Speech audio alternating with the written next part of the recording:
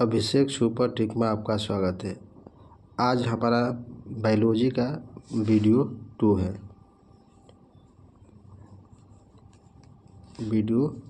है। चलिए हम शुरू करते हैं।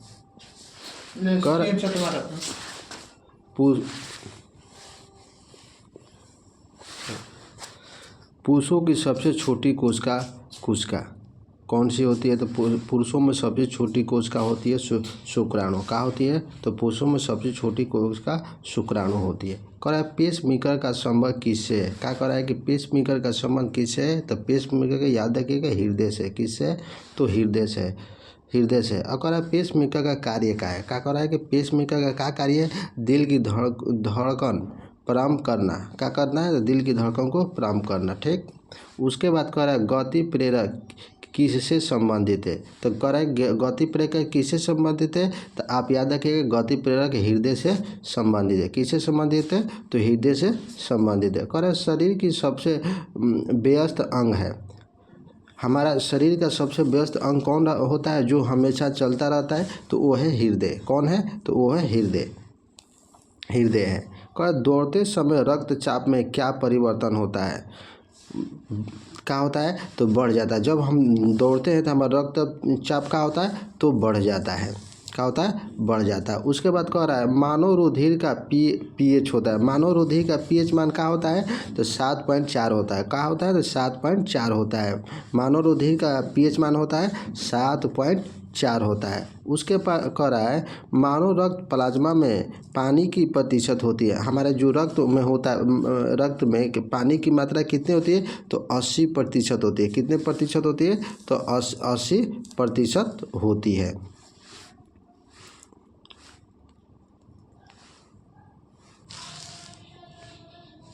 कह रहा है रक्त में पाई जाने वाली धातु है। तो रक्त में हमारे कौन सी धातु पाई जाती है? तो याद रखिएगा रक्त में हमारा लोहा पाया जाता है। क्या पाया जाता है? लोहा पाया जाता है। और कह रहा है कि शुद्ध रक्त कहाँ बहता है? तो शुद्ध रक्त किस नस में बहता है? तो शुद्ध रक्त हमारे धमनी में बहता है। कहाँ पर बहता है शुद्ध रक्त? धमनी में बहता है। अब कह रहा है शुद्ध रक्त कहाँ बहता है? अशुद्ध रक्त कहाँ बहता है? तो याद रखिएगा अशुद्ध रक्त शिरा में बहता है। कहाँ पर बहता है? तो अशुद्ध रक्त शिरा में बहता है। अब कह रहा है कि आरबीसी का जीवन काल होता है। हमारे आरबीसी का जीवन काल कितना होता है? तो आरबीसी का जो जीवन काल होता है 20 दिन। सफ़ेद रक्त कणिकाओं का जीवन काल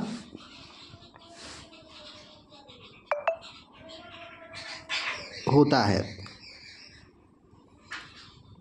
उसके बाद कह रहा है प्लेटलेट का जीवन काल होता है। प्लेटलेट का जीवन काल कितने दिन का होता है? तो 2 से 4 दिन का होता है। प्लेटलेट का जीवन कितना था? 2 से 4 दिन का होता है। कहते हैं आरबीसी का पूरा नाम क्या है? लाल रक्त कणिका। याद रखिएगा आरबीसी का पूरा नाम है लाल रक्त कणिकाएं।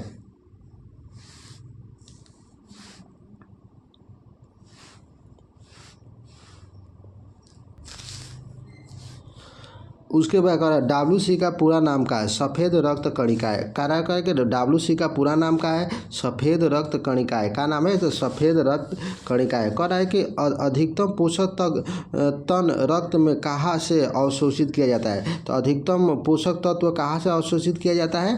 तो कहाँ से अवशोषित किया? तो छोटी आंत से अवशोषित किया जाता है। याद रखिएगा कि अधिकतम पोषक तत्व रक्त में कहाँ से अवशोषित किया जाता है? तो छोटी आंत से अवशोषित किया जाता है। और कह रहा है पेट में भोजन को पचाने के लिए किसकी खास आवश्यकता होती है? क्या कह रहा है कि पेट में भोजन को पचाने के लिए किसकी खास आवश्यकता होती है? तो एंजाइम की आवश्यकता किसकी होती है? तो एंजाइम की आवश्यकता होती है। उसके बाद कह रहा है मानव शरीर में किस अंग में अस्थायी रूप से भोजन जमा होता है? तो मानव शरीर में कहाँ पर भोजन जमा होता है? किस अंग में जमा होता है? तो आमाशय में जमा होता है। उसके बाद कह रहा है मानव के आमाशय में अम्ल X उत्पन्न होता है जो भोजन के पाचन में सहायता करता है। वो होता है हाइड्रोक्लोरिक अम्ल। हाइड्रोक्लोरिक अम्ल क्या करता है? जो भोजन भोजन को पाचन में क्या करता है, सहायता करता है। उसके बाद कह रहा है HCl का पूरा नाम बताना है।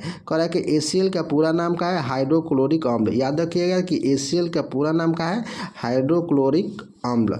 उसके बाद कह रहा है हाइड्रोक्लोरिक अम्ल का कार्य क्या है। जो हाइड्रोक्लोरिक हमारे शरीर में होता है उसका काम क्या है, तो जीवाणुओं को नष्ट करता है। जो हम भोजन करते हैं उसके साथ जीवाणु चले जाते हैं तो उसी को क्या करता है, उसे नष्ट करता है। कौन करता है, तो हाइड्रोक्लोरिक अम्ल करता है। उसके बाद कह रहा है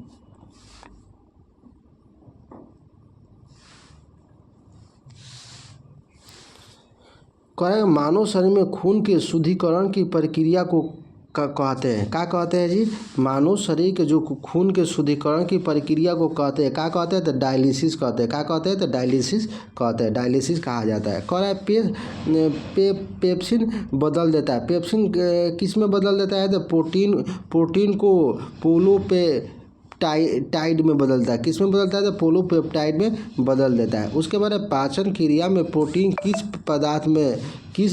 पदार्थ में बदल जाता है। कह रहा है पाचन क्रिया में प्रोटीन किस पदार्थ में बदल, जब पाचन की क्रिया होती है प्रोटीन किस पदार्थ में बदल जाता है, एमिनो अम्ल में बदल जाता है। किस में बदल जाता है, तो अमीनो अम्ल में बदल जाता है। अब कह रहा है कि वह अंग कौन सा है जो मानव शरीर में ग्लाइकोजन के रूप में कार्बोहाइड्रेट को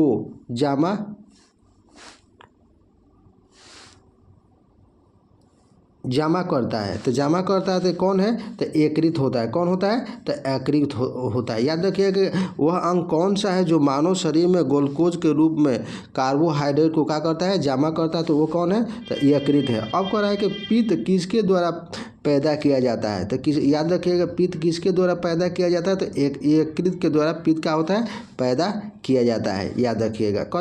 लवक किस में पाया जाता है, लवक किस में पाया जाता है, तो याद रखिएगा लवक पादप कोशिकाओं में पाया जाता है। किस में पाया जाता है, तो लवक पादप कोशिकाओं में पाया जाता है। कह रहा है पत्तियों का रंग किस कारण होता है, जो हमारे पत्तियों का रंग किस कारण होता है, तो कैरोटीन के कारण होता है। किस कारण होता है, तो कैरोटीन के कारण। क्या होता है, तो पत्तियों का रंग किस कारण होता है, तो कैरोटीन के कारण होता है। याद रखिएगा। कह रहा है गुणसूत्र में सबसे बाहरी आवरण को कहते हैं। क्या कहते हैं, पेलिकन कहते हैं। क्या गुणसूत्र के सबसे बाहरी आवरण को क्या कहा जाता है, तो पेलिकन कहा जाता है। धन्यवाद। इसी तरह वीडियो देखने के लिए हमारे वीडियो को सब्सक्राइब करिए। जो डालते हैं आपके पास नोटिफिकेशन चला जाएगा। इसका थर्ड पार्ट अगले दिन। धन्यवाद।